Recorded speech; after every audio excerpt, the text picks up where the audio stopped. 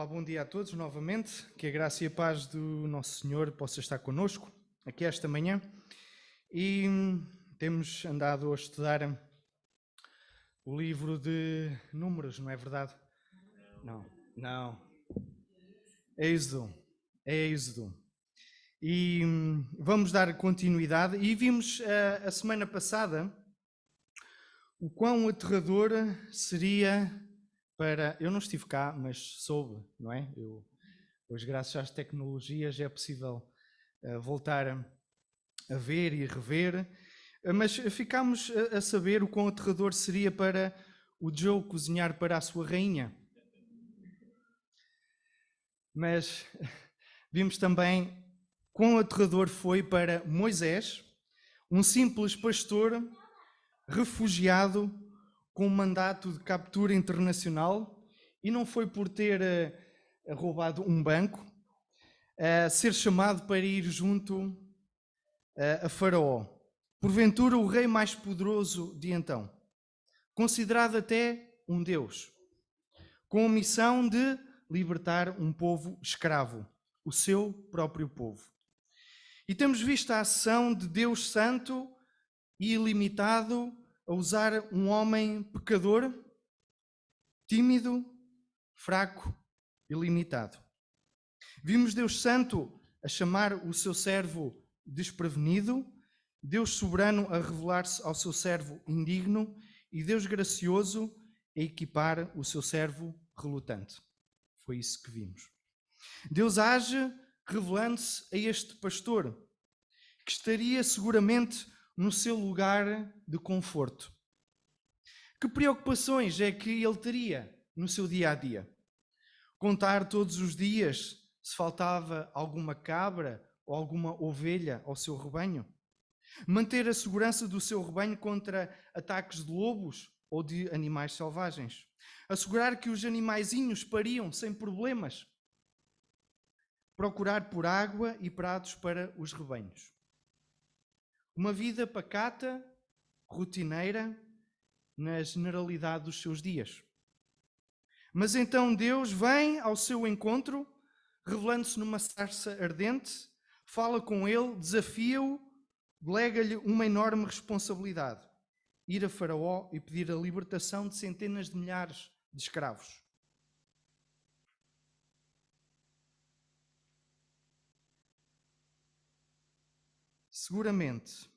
Seguramente, seria tal e qual um James Bond, ao serviço de Sua Majestade, que recebe objetos com truques secretos para o ajudar na sua missão. Moisés recebe também gadgets ou capacidades para esta missão. Ele tem um problema com timidez e falta de oratória. Qual o problema? Não é problema nenhum. O seu irmão vai fazer isso por ele. Aliás, é para isso que servem os irmãos, não é? Quando os dois fazem asneiras, há sempre um que lidera o discurso perante os pais, enquanto o outro está a ouvir o que é que vai sair dali. Deus assegura e tranquiliza Moisés que Arão falará por ele perante o faraó. E assim Moisés dispõe-se e toma rumo ao Egito em obediência. E hoje vamos dar continuidade a esta viagem por Êxodo.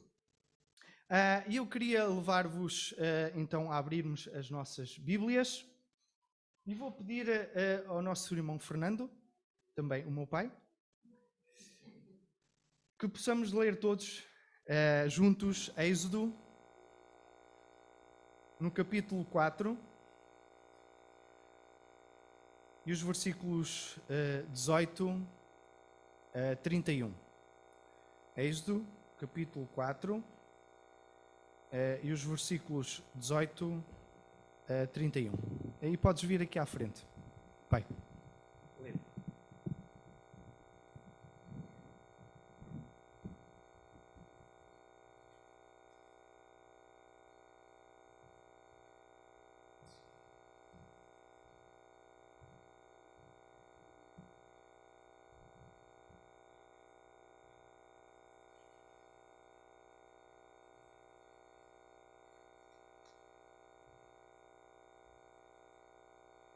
Então foi-se Moisés e voltou para Jetro, seu sogro, e disse-lhe: Eu irei agora e tornarei a meus irmãos que estão no Egito, para ver se ainda vivem. Disse, pois, Jetro a Moisés: Vai em paz. Disse também o Senhor a Moisés em Midian: Vai, volta para o Egito, porque todos os que buscavam a tua alma morreram. Tomou, pois, Moisés sua mulher e seus filhos e os levou para sobre um jumento e tornou à terra do Egito. E Moisés tomou a vara de Deus na sua mão e disse o Senhor a Moisés: Quando voltares ao Egito, atenta que faças adiante de Faraó todas as maravilhas que tenho posto na tua mão, mas eu endurecerei o seu coração para que não deixe ir o meu povo. Então dirás a Faraó: Assim diz o Senhor: Israel é meu filho, meu primogênito. E eu te tenho dito: Deixa ir o meu filho para que me sirva. Mas tu recusaste deixá-lo ir. Eis que eu matarei o teu filho e o teu primogênito. E aconteceu no caminho, numa estalagem, que o Senhor o encontrou e o quis matar. Então Zípora tomou uma pedra aguda e o circuncidou o percurso do seu filho, e o lançou a seus pés e disse: Certamente me és um esposo sanguinário. Desviou-se dele, então ela disse: Esposo sanguinário, por causa da tua circuncisão. Disse também o Senhor a Arão: Vai ao encontro de Moisés ao deserto. E ele foi e encontrou no monte de Deus e beijou-o. E denunciou Moisés a Arão todas as palavras do Senhor que o enviara e todos os sinais que lhes mandara. Então foram Moisés e Arão e juntaram todos os anciãos dos filhos de Israel. E Arão falou todas as palavras que o Senhor falara a Moisés e fez os sinais perante os olhos do povo. E o meu povo creu. E ouviram que o Senhor visitava os filhos de Israel e que via a sua aflição. Inclinaram-se e adoraram. Obrigado. E vamos orar. Senhor, nesta manhã pedimos que Tu fales às nossas vidas através da Tua palavra, Senhor. Realmente nós possamos olhar para ela com entendimento. Pedimos também a orientação do Teu Espírito para cada vida que está aqui, Senhor. Abençoa o Teu povo aqui, nesta manhã, neste lugar. Em nome de Jesus pedimos e agradecemos. Amém. Amém. Então vamos dar continuidade a esta viagem por Êxodo. E hoje vou tocar em 3 pontos desta passagem, que é, primeiramente, o primeiro ponto é obediência confiante no Deus que capacita e cuida. O segundo ponto será obediência por fé ao Deus Santo e Gracioso que traz vida. E a fidelidade de Deus à sua revelação. Então, a primeira atitude que Moisés toma, depois de receber o chamado de Deus, com bastante relutância, é ir ter com Jetro, o seu sogro, e pede permissão para ir para o Egito. E porquê? Porque é que ele pede permissão? Se Deus tinha mandado, se Deus o tinha encorajado, dado e assegurado condições para o fazer, porquê é que ele está a fazer isto? Ir de encontro a Jetro, o seu sogro, e pedir-lhe permissão. A razão é porque Deus chama. Ele não destrói nem anula obrigações ou regras ou responsabilidades que nós tenhamos na nossa vida anteriormente assumidas. Quando Deus nos chama, temos de fazê-lo de uma maneira que traga honra e glória a Deus e não desonra. E é por isso que Moisés vai ter com um homem que lhe deu hospitalidade, que lhe deu trabalho, que lhe deu até uma filha. E até é preciso coragem para isso, não é? Dar uma filha em casamento. Então ele foi lá e esteve com eles, durante 40 anos. E ele tem esta atitude para lhe mostrar o respeito, para lhe mostrar amor e consideração. Moisés dá o pontapé de saída na sua jornada buscando a permissão do seu sogro. Mas há algo de estranho neste pedido. Moisés não conta a história toda. Ao contrário do que viria a fazer com Arão, o seu irmão, no versículo 28, não é? Em que ele relatou tudo, todas as palavras do Senhor. Ele não fez isso com o seu sogro. Então, quando vem ter com Jetro, ele vem cheio de convicção, cheio de entusiasmo, cheio de alegria. Será isso? Não me dá a parecer isso. Ele não me dá a parecer que vem cheio de confiança, cheio de autoconfiança. Ok, vamos lá para o Egito soltar aqueles escravos.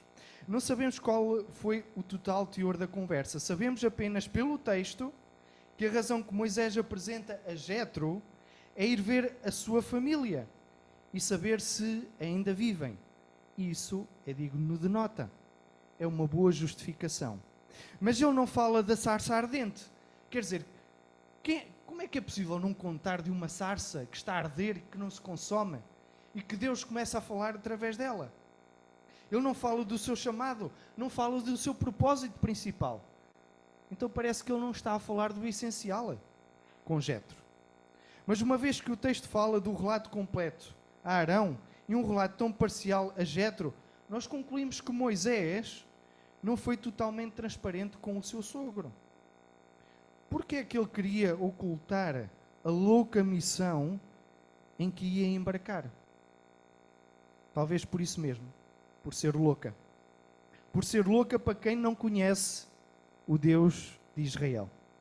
Reparem que Jetro era o líder da sua comunidade e ele era também sacerdote, se virem nos capítulos anteriores. Ele era o sacerdote da sua comunidade. Muito provavelmente sacerdote das divindades dos midianitas. Recordem que ele estava em Midian. Então, eles não praticavam a circuncisão, como nós analisaremos mais à frente. E por isso, eles não seguiam o Deus de Israel, mas outros deuses. Então, será que o seu sogro iria perceber o que Moisés estaria a fazer? Muito provavelmente não. Talvez ele lhe dissesse: não vás, isso é uma loucura, tu vais morrer e contigo vão morrer também a minha filha e os meus netos. E Moisés, tão relutante que estava em ir, sabendo que o sogro não iria entender este chamado, relata apenas o essencial. Olha, eu quero ir ver a minha família, ver se eles estão bem. E talvez também porque o seu sogro não teria capacidade para perceber a dimensão de tudo o que estava para acontecer. O quê? Tu, um pastor de ovelhas, enfrentar um faraó pedindo a libertação de centenas de milhares de escravos? Tu só podes estar a gozar comigo. Moisés, o sol do deserto fez-te mal à cabeça, não é verdade? Tu estás bem? Será que não queres ir ao nosso médico curandeiro? Moisés, ele queria obedecer. Mas a sua convicção ainda era tão frágil em querer ir. Tinha medo que a sua decisão não fosse acolhida. Talvez medo de ser exposto ao ridículo no meio da sua comunidade. Então relata apenas o essencial. Então Moisés está apenas a agir respeitosamente e culturalmente aceite, falando apenas daquilo que a pessoa tem capacidade para ouvir na altura. E Jetro deve perceber que Moisés está inquieto, que permanece relutante, e por isso diz: Moisés, vai em paz. Queres ir ver a tua família? Vai em paz. Não há entraves para o que pretendes fazer. De certa maneira, Deus está a ser facilitador na forma como age e permite que Moisés prossiga no seu caminho para o Egito sem entraves e está a proporcionar uma ida em paz. Porque ele estava frágil nas suas convicções. O medo pelo que os nossos pares, seja amigos, colegas de trabalho, familiares ou conhecidos, pensem sobre o nosso chamado e vida cristã, pode ser uma limitação para a nossa obediência. Ele faz-me lembrar os filhos quando dizemos para fazer uma coisa, e eles até vão, mas vão porque têm de ir. Eles não vão ocorrer alegremente. vamos arrumar o quarto porque queremos muito obedecer e dar esse prazer aos nossos pais. Mas eu também sou assim. Eu no serviço obedeço a determinadas coisas porque simplesmente tem de ser. Não é muitas vezes por convicção. E Moisés está assim. Ele está a obedecer, mas a sua convicção ainda é muito, muito superficial. E porquê é que está assim? Moisés tinha medo de não ser aceito pelos seus pares e também ele tinha medo de regressar ao Egito. E vemos isso quando o Senhor, que conhece os nossos corações, ele dirige-se a Moisés e diz: Moisés, todos os que procuravam tirar-te a vida estão mortos. Podes ir para o Egito. E quando Deus diz a Moisés que os que procuravam tirar-lhe a vida estavam mortos, dá a ideia pelo texto que parece que ele ganhou vida e ânimo. Vemos logo que o que é que Moisés fez? Tomou, pois, Moisés a sua mulher e os seus filhos. Dá a ideia que foi algo imediato. A sua confiança é renovada porque o mesmo Deus que comissiona é o mesmo Deus que dá segurança e provas do seu cuidado para o chamado. Então Moisés, recebendo a bênção do seu sogro, vai em paz, confrontado pelo generoso cuidado de Deus em preparar o caminho, assegurando de que está seguro, pega na sua família e vai. E chamo a vossa atenção para a última parte do versículo, em que Moisés levava na mão o bordão de Deus. Moisés levava na mão o bordão de Deus. Estamos no versículo 20, a última parte. Moisés não se está a dirigir para o Egito sozinho. Não está a ir por sua conta e risco, baseado na sua força e baseado nas suas capacidades. Moisés está apenas a ser um instrumento da ação principal de Deus. Deus está com ele. Deus não o lançou para a frente e depois abandonou-o, como uma técnica que usavam antigamente, que para uma pessoa aprender a nadar, o que é que faziam? Atiravam-no para um rio profundo, sem pé, e a pessoa tinha que se desenrascar. Deus não está a fazer isso. Deus está a dar-lhe capacidades, está-lhe a dar instrumentos, está-lhe a dar companhia da sua presença. O bordão de Deus aponta-nos para a sua presença com Moisés, mas também para as capacidades que lhe concedeu. Portanto, não é um bordão mágico, um poder mágico. Não. Representa apenas as capacidades dadas por Deus a Moisés. O mesmo acontece connosco. Quando nos tornamos filhos de Deus, ao crermos em fé por ação do Espírito Santo no meio da salvação que nos proporciona através de Jesus Cristo, Deus chama-nos para a missão de sermos portadores da mensagem da salvação e libertação, mas não nos deixa sós. Ele disse que estaria conosco até à consumação dos séculos. E disse também que nos deu dons. Em Efésios 4:8 diz: por isso foi dito, subindo ao alto, levou cativo o cativeiro e deu dons aos homens. Ou seja, ele capacitou-nos para fazermos o que nos indicara para fazer. Então não estamos sós. Estamos capacitados para o fazer. E foi essa a promessa que Deus deu a Moisés, e é essa a promessa que nós temos ainda hoje para as nossas vidas. Então, deixa-me perguntar-te, qual foi a coisa mais difícil que alguma vez te pediram para fazeres? O que é que te limita? Qual é o teu maior medo? E o que é que te impede de obedecer? Quando Deus nos chama, nós somos confrontados com as nossas próprias limitações. Sejam prioridades mal estabelecidas na nossa vida, seja o nosso próprio pecado, seja má vontade, seja preguiça, seja a desresponsabilização, que é dizer, os outros que façam. Mas Deus, quando nos chama, chama-nos encorajando-nos e capacitando-nos. E por isso vale a pena obedecer ao Deus que cuida e capacita. Os versículos 21 a 26. A obediência por fé ao Deus Santo e Gracioso que traz vida. Nos versículos seguintes, nós vemos instruções do Senhor sobre o que Moisés deve fazer e dizer perante Faraó. Portanto, Deus revelou-se a Moisés e agora usa Moisés para que Moisés revele a sua vontade perante Faraó. A libertação e redenção do povo de Israel. Há um Deus que se revela e que comunica com o homem. Então, se ele se revela, Deus quer uma resposta da nossa parte. Então, o que é que eu faço com essa revelação? Que tipo de resposta é que eu dou a este Deus que se revela a mim? Pode ser uma resposta afirmativa ou negativa, sendo que ignorar faz parte da resposta negativa.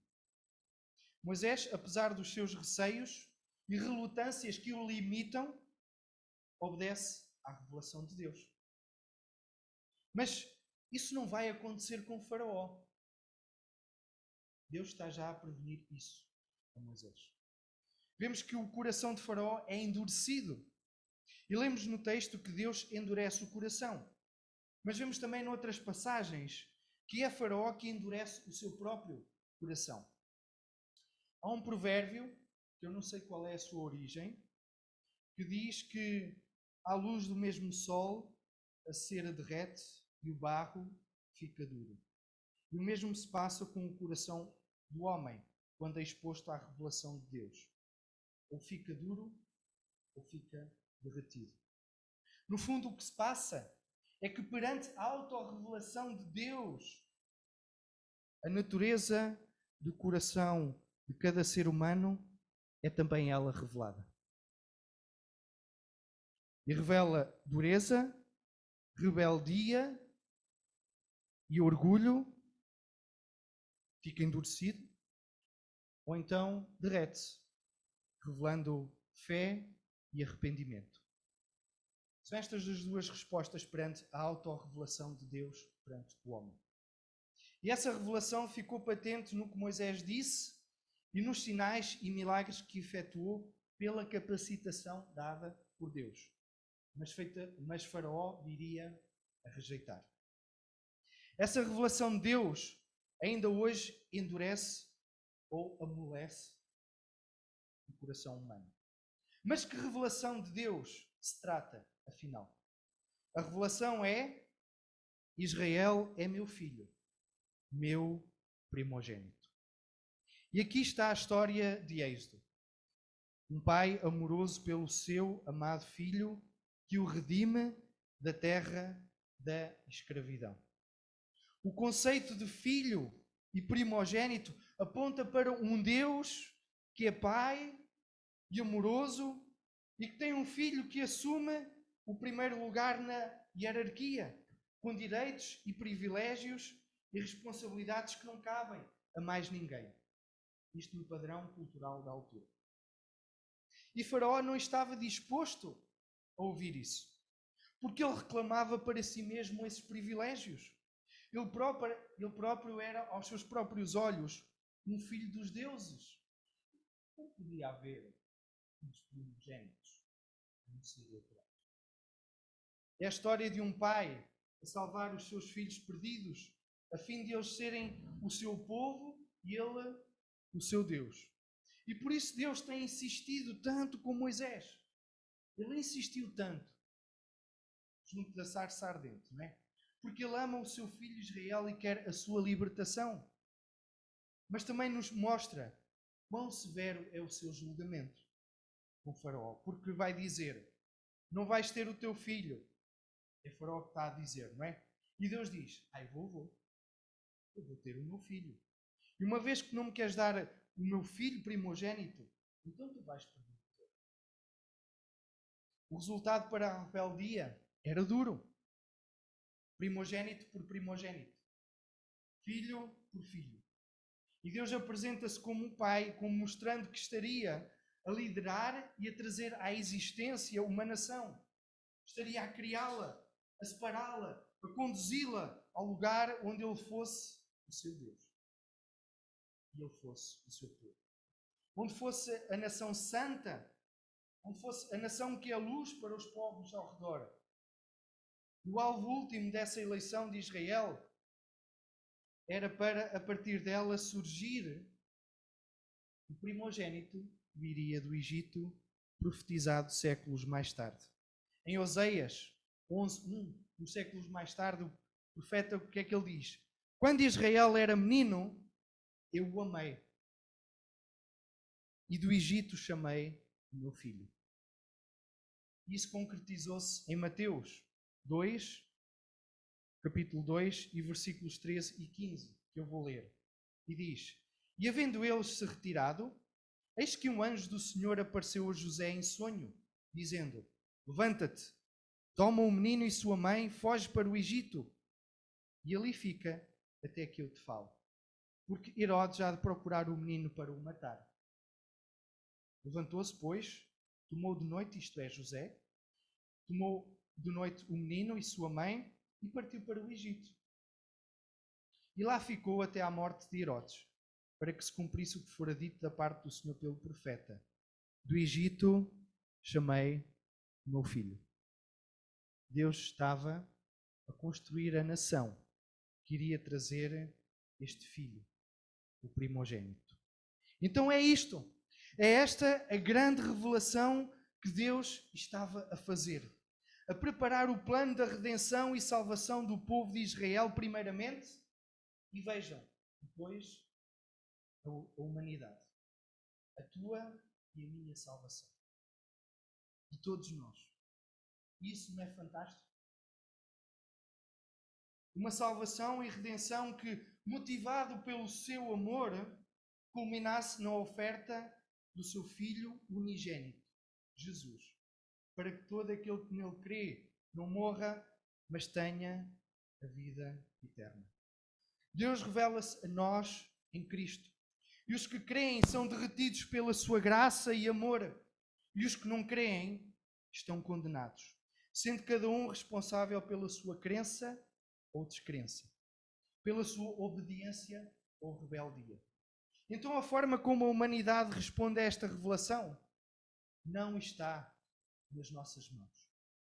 O que temos de fazer é ir falar deste Evangelho, da esperança que está em Jesus, para perdão, salvação e redenção, para em fé crerem em Jesus. Deus é soberano e sabe os que de antemão irão ser salvos, irão ser os seus filhos. A sua confiança é renovada, porque o mesmo Deus que comissiona é o mesmo Deus que dá segurança e provas do seu cuidado para o chamado. Então Moisés, recebendo a bênção do seu sogro, vai em paz, confrontado pelo generoso cuidado de Deus em preparar o caminho, assegurando que está seguro, e pega na sua família e vai. Mas nós estamos a ser enviados com aquilo que nós fomos capacitados para fazer. Deus escolhe um mensageiro que traz novas de salvação. Ele mesmo será o agente de salvação. Quem crer no que ele disser e nos sinais que fizer, será liberto da escravidão. Mas há um problema aqui. Moisés, não sei se já repararam, ele era imperfeito. Como qualquer um de nós aqui, não é? E Deus tinha estabelecido uma aliança com Abraão, muitos anos antes. Essa aliança era a circuncisão. E é mais do que um procedimento cirúrgico, era um símbolo da necessidade de ter um coração livre da doença mortal do pecado. A cirurgia verdadeira e essencial deveria acontecer no interior. A circuncisão deveria ser apenas uma manifestação dessa mudança. A mudança que pede que sejam cortadas as coisas carnais que mantêm o nosso coração distante do Senhor, da nossa fé nele. e distante da sua vontade. E como imaginam, para fazer uma circuncisão, é uma intervenção que traz sangue. É impossível fazê-lo sem sangramento. Não é possível cortar o prepúcio sem que isso aconteça. E Moisés, como falei, ele era imperfeito. E esta passagem, um pouco enigmática, no caminho para Egito, mostra isso mesmo. Ele, depois de ter sido escolhido, persuadido, encorajado no caminho para o Egito, ele tem um encontro com o Senhor. E imaginem, a sua vida fica em risco. Em risco porquê? Porque o Senhor exige obediência total.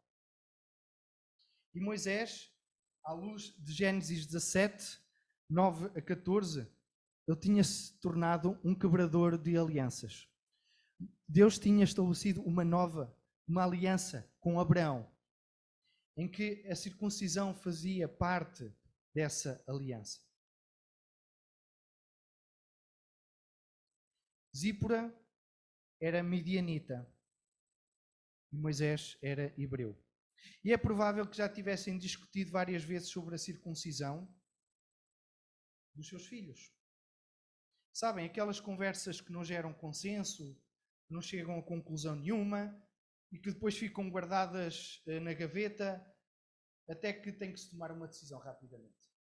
Nunca mais se fala desse assunto, ou vai-se falando, mas pronto, não se gera consenso, não se quer entrar em disputas e pronto, vai ficando na gaveta, a marinar, não é?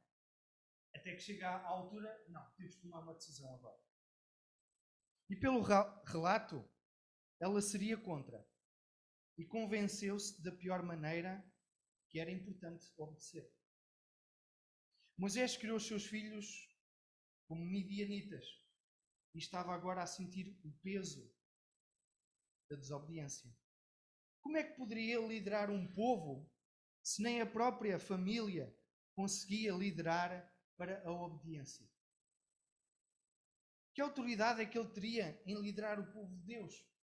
Em conduzir o povo de Deus? Quando ele era o primeiro a falhar. Vejam só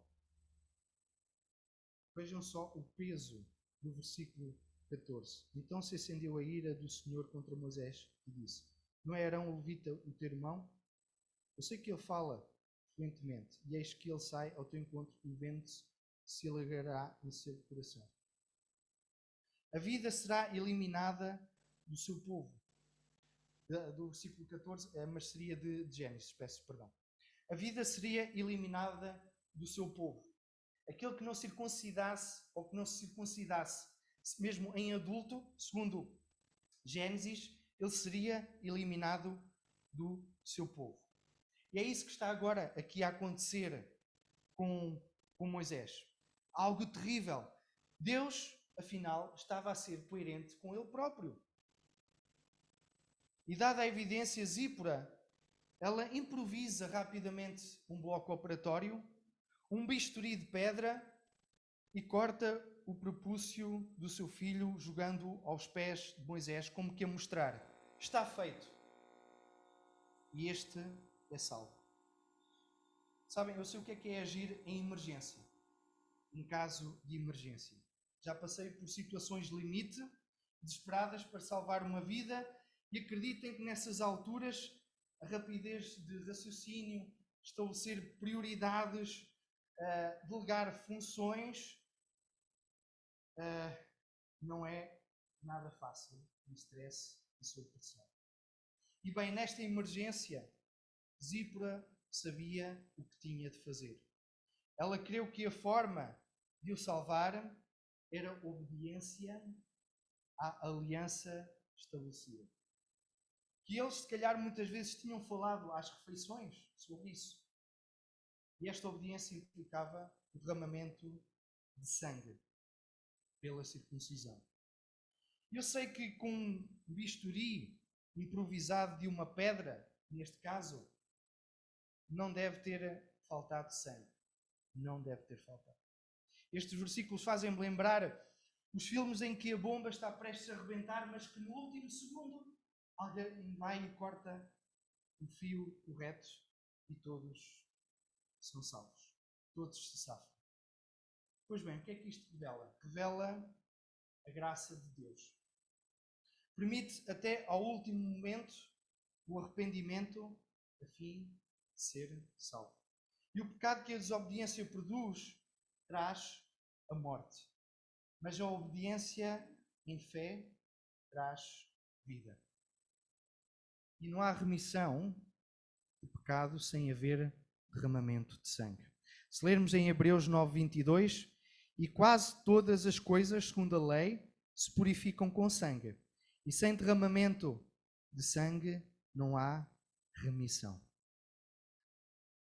Jesus estabeleceu uma nova aliança com o derramamento do seu sangue. Só Jesus, como meio de salvação, foi perfeito e cumpriu na íntegra toda a lei. Falta alguma se achou na sua boca. Por ele, o injusto foi considerado justo. Então ele sim, ele é o autor e consumador da nossa fé para a salvação. Sempre obediente até à morte e morte de cruz. Por isso foi perfeito o seu sacrifício. E por isso, aquele que crê tem a vida eterna. Então este ponto fala-nos de obediência por meio da fé ao Deus Santo e gracioso que traz vida. Deus Santo porque não tolera o pecado e rebeldia, e gracioso porque permite até ao último segundo a oportunidade para arrependimento. Este ponto permite-nos também perceber que não há líderes que sejam insubstituíveis. Não há. Se deixarem de reunir condições para o fazer. Vejam que Deus tinha chamado Moisés, tinha-o persuadido. Mas Moisés ficou em risco de vida. Deixou de cumprir na íntegra todas as condições. Então iluda-se aquele líder que se julga insubstituível. A única pessoa que é insubstituível é Jesus Cristo. Porque Ele é o autor e consumador da nossa fé. Apenas. E isso deve dar-nos um enorme sentimento de humildade e de reverência. E por fim, o último ponto. A fidelidade de Deus à revelação. Aqui vemos a chegada de Moisés ao Egito. Saiu de casa do seu sogro, capacitado e com um cuidado de Deus assegurado. Moisés, durante a viagem, fica a saber que Deus é santo e gracioso e que a obediência a Ele por meio da fé traz vida. E agora chega ao Egito e comprova que o que Deus promete, cumpre e não falha. Deus prometeu no capítulo 4:14 que Arão viria ao seu encontro. E no versículo 27, Arão veio. Deus prometeu no capítulo 4:14-16, prometeu que Arão seria a sua ajuda. E essa ajuda é concretizada aqui no versículo 29 e 30. Arão foi o ajudador de Moisés perante os anciãos de Israel. No capítulo 3:18, Deus disse que eles ouviriam a sua voz. E aqui no versículo 31, não só ouviram, como também creram e, o que é que diz? E adoraram o Senhor. Tudo correu como esperava. Deus é fiel à sua palavra. Quando Moisés foi relutante, descuidado, temeroso, Deus permaneceu fiel à sua revelação. Nos capítulos passados, nós vimos medos, vimos dúvidas, vimos temores. 2 capítulos em que vemos o quão difícil seria o regresso ao Egito, muitos tipos de problemas, muitos tipos de perigos. 2 capítulos em que Moisés diz: eu não estou apto, vai ser muito difícil, vai ser impossível. E parece que em apenas 4 versículos tudo acontece como facilmente. Sabem aquela sensação do tipo ir tirar a carta de condução? Ai, vai ser tão difícil. Ai, se eu me engano. Ai, se eu não coloco o pisca. Ai, se eu não cumpro as regras. Ai, que eu vou chumbar. Até há quem diga: olha, bebe um cálice de vinho do Porto. Vais ver que isso vai ajudar. E depois no fim do exame, então afinal era só isto? Era só isto? Em 4 versículos nós vemos que isto está tudo bem. Olhem, afinal vai mesmo ficar tudo bem. Passámos muito tempo da nossa vida a pensar nos desafios, nos problemas, nas dificuldades. Mas quando estamos na vontade de Deus, em obediência ao que Deus quer de nós, as coisas vão acontecer naturalmente, no seu tempo. Como foi isso possível? Como foi isso possível? O povo, quando tomou conhecimento do plano da redenção de Deus, quando viram que o seu Deus é fiel, que não se esquece do seu povo nem da sua aliança, como é que este povo respondeu? Respondeu em fé e em adoração. Como temos demonstrado a nossa gratidão à fidelidade de Deus na nossa vida. Por isso, Josué um dia disse mais tarde, até aqui nos ajudou o Senhor. Nesta caminhada, neste trilho, que eles vão começar a enverdar a partir de agora. Temos um Deus que continua a revelar-se a cada um de nós, seus filhos, e que nos concedeu dons ou capacidades para o desempenho da tarefa na qual Ele nos quer usar. Há muitas tarefas, mas o propósito principal é falar de Jesus e da sua salvação às pessoas que vivem em escravidão espiritual por causa dos seus pecados. E para isso Deus concedeu-nos dons e capacidades que, por mais simples que possam parecer, têm valor. Têm valor. Não sejamos modestos, talvez falsamente modestos, ao dizer, eu não sei, eu não sou bom, eu tenho isto ou eu tenho aquilo. Se Deus disse que dava dons e capacidades aos seus filhos, é porque tu tens um. E como é que tu o tens usado? Certamente Ele vai cuidar e capacitar. Servimos um Deus que é santo, que não tolera o pecado, mas também é um Deus que é gracioso. Isso mostra-nos a nossa vulnerabilidade e que não há pessoas que sejam insubstituíveis. Ao longo dos tempos, as lideranças da igreja têm ido e vindo, vão e vêm, mas Deus e a sua igreja permanecem. Se Moisés não tivesse colocado em ordem a sua vida, certamente Deus teria assegurado a sua substituição. Isso mostra quão real é a nossa vulnerabilidade. Mas é também gracioso. Deus espera ansiosamente por arrependimento e conversão. Mesmo que às vezes precise de abanar a nossa vida, como estava aqui a abanar com Moisés, não é? E se neste momento da tua vida estás a atravessar uma luta com um pecado, com alguma coisa que desafia a tua obediência a Deus, estás num momento em que te é possível pôr em ordem a tua vida e o teu relacionamento com Deus. Porque vale a pena obedecer em fé ao Deus Santo e gracioso que traz vida, porque Ele é fiel. Se as dúvidas assaltam a tua caminhada cristã pelas incertezas, pelas frustrações, pelas derrotas pessoais na tua vida, pela tua baixa autoestima, olha para Jesus. Ele é fiel ao que prometeu. E o caminho da obediência é também o caminho da bênção. A bênção da terra que nos está prometida, a terra espiritual. Deus vos abençoe.